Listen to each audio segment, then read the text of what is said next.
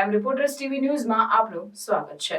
ભરૂચ જિલ્લામાં હાલમાં જ ખર્ચી ગામનો યુવાન હેલિકોપ્ટર લઈને લગ્ન કરવા આવેલા યુવાનનો વિડીયો સોશિયલ મીડિયામાં વાયરલ થયો હતો, જેમાં એક ચરોતરના યુવાને કરેલી અભદ્ર ટિપ્પણીઓને લઈને આદિવાસી સમાજના લોકોમાં ભારે આક્રોશ ફેલાતા શુક્રવારના રોજ હાથોમાં તીર કામઠા સાથે કલેક્ટર કચેરીએ મોટી સંખ્યામાં એકત્ર થઈને આવેદનપત્ર આપી ઉગ્ર રજૂઆતો કરી હતી।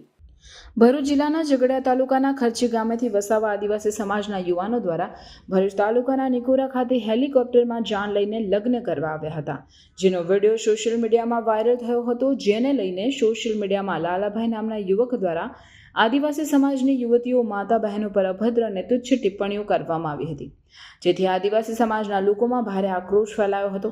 આ વાત સમાજના લોકોમાં ફેલાતા શુક્રવારના રોજ જિલ્લા કલેક્ટર અને એસપીને આવેદન આપી સોશિયલ મીડિયામાં ટિપ્પણી કરનારને પકડી કાયદેસરની કાર્યવાહી કરવાની માંગ કરી હતી। મોટી સંખ્યામાં કલેક્ટર કચેરી ખાતે ભોલાવ સર્કિટ હાઉસ ખાતેથી હાથોમાં તીર કામઠા સાથે રેલી સ્વરૂપે કલેક્ટર કચેરી પહોંચી ભારે સૂત્રોચ્ચાર સાથે કચેરી ગજવી મૂકી હતી। આ કાર્યક્રમમાં આદિવાસી નેતા મહેશ છોટુભાઈ વસાવા, દિલીપ છોટુભાઈ વસાવા સહિત સમાજના આગેવાનો, ભાઈઓ બહેનો મોટી સંખ્યામાં ઉમટી પડ્યા હતા। મારું નામ યશવી પ્રતિક વસાવા ઉર્ફ રીટા અને આ મારા ફાધર છે રામજીભાઈ ત્રિભુવનભાઈ વસાવા। તારીખ 16 તારીખે મારી નાની બેન વૈશાલીના લગ્ન હતા, તો ખર્ચી ગામના સુખદેવભાઈ વસાવાએ અમારા ઘરે હેલિકોપ્ટરથી જાન લઈને આવેલા। એ અમારે ખૂબ આનંદની બાબત છે કે અમારા આદિવાસી બી બહુ આગળ આવીને આજે આ કામ કર્યું છે, એટલે બધાને બહુ ખુશી થયેલી। પણ અમુક સમાજના તત્વોએ એટલું બધું ખરાબ કમેન્ટ કરેલી, બોલે તો ભરૂચ પૂછે તો ભરૂચમાં કમેન્ટ કરેલી, એમાં એમને એવું લખેલું કે ભીલડાઓ બી હવે હેલિકોપ્ટરમાં ફરતા થઈ ગયા છે। તો મેં એને કમેન્ટ કરેલી કે ભાઈ તારે બી ફરવું હોય તો તું બી ફર, તું બીજાનું કેમ આવું બોલે? તો એને મને અભદ્ર ભાષામાં બહુ જ ખરાબ ટિપ્પણી કરેલી છે, જે હું બધા વચ્ચે બોલી શકું તેમ નથી। અને એમને એવું કીધેલું કે ચરોતરમાં ખેત મજૂરી કરવા આવે તો તમારી બહેન, દીકરી અને યુવાનોને, અમારા યુવાનો એમને એવું કરે છે એટલે તમે બિયારણ તો અમારું જ છે ને। અને એમને પોતે એવું કીધું કે હું મહાદેવના મંદિરનો પૂજારી છું, તો મારે એને એવું કેવું છે કે તું મહાદેવના મંદિરનો પૂજારી છે તો પાર્વતી માતા કોણ હતો? પાર્વતી માતા આદિવાસી ભીલ હતા, બરાબર? અને હર્ષસંઘવીને જેવી રીતે તમે વરઘોડો કહેલો એવી રીતે વરઘોડો કાઢવો જ પડે। અને જ્યાં સુધી અહીંયા આવીને એને પોલીસ તંત્રને મારી નમ્ર વિનંતી છે કે અહીંયા આવીને એને ઘસેટીને ના લાવે અને મારે ને મારા સમાજ વચ્ચે માફી ના માંગે ત્યાં સુધી એને માફી મળશે નહીં। હવે સાહેબ તમને કઈ કહેવા માંગશે? મારે તો ભારત દેશના વડાપ્રધાન અને ભારત દેશના મહામહિમ રાષ્ટ્રપતિ જે એક આદિવાસી પદ ધરાવે છે અને વડાપ્રધાન આપણા ગુજરાતના છે અને ગૃહમંત્રી પણ આપણા ગુજરાતના છે કેન્દ્રની અંદર, એમને અમે જણાવવા માંગીએ છીએ કે આદિવાસી સમાજ એ આદિ અનાદિ કાળથી વસનારો આ પૃથ્વી પર અને આદિવાસી સમાજ આ ભારતની અંદર વસનારો એ મૂળ માલિક છે, છતાં એને આજકાલના લોકો જેવી અભદ્ર ટિપ્પણી જે કરી છે, જે નડિયાદના છે લાલભાઈ, એમને અને એની આગળ પણ અંકલેશ્વરમાં એક પિન્ટુ કરીને બોલી ગયો છે, એક કચ્છનો પણ બોલી ગયો છે, એને કઈ પોલીસ કાર્યવાહી નથી કરતી। બાકી તો પોલીસ તંત્રને મારે કહેવા માંગુ છે કે તમે રાતોરાત આરોપીઓને પકડી લાવો છો બીજા કેસોની અંદર, જ્યારે આદિવાસી સમાજ પર જો આવી રીતે તમે બોલતા હોય ને એની પર કાર્યવાહી નહીં કરો તો એ ચલવી લેવામાં નહીં આવે। નહીં તો અમારો સમાજ આ ખુન્નસી સમાજ છે, શાંત સમાજ છે, પણ જ્યારે એ બહાર નીકળશે ને એ દિવસે તીર કામઠા ધારિયા બાલા લઈને નીકળશે, એ દિવસે આખો વિસ્તાર સુમસામ થઈ જશે।